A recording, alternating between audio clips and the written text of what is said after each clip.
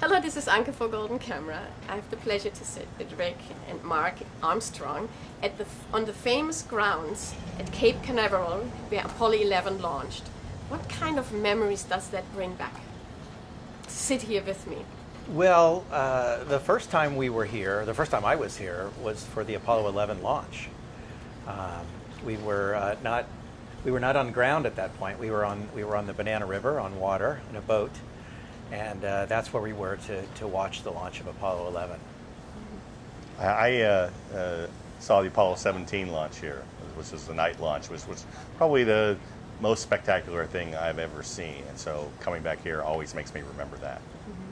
What was harder? Was it the time before your dad went up to the moon, or actually the time after? Because after that, he was world famous. I think definitely after. If you mean harder for him. No, harder for you. Well, harder for us. As the sons. Yeah, after.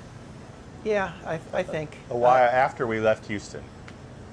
I think when we lived in Houston, it wasn't. It was fine because everybody's, a lot of families all worked at NASA there, so nobody thought that was a big deal.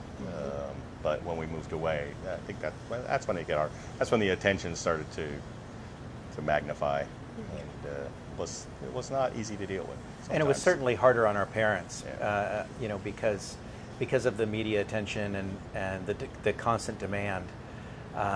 It was hard to just find, you know, family time. And what was the first thing your father said after he came back from the moon? Do you recall that? Rick? Mine a lot. Yeah, he was inquiring to make sure that I was keeping up with the lawn mowing, because that was my job. I mowed our lawn and some other people around the neighborhood. So he wanted to make sure that I was doing my job. And were you a good boy? Yeah, I think there was no problem there. And for me, it was, you know, are you listening to your mother, right? Yeah.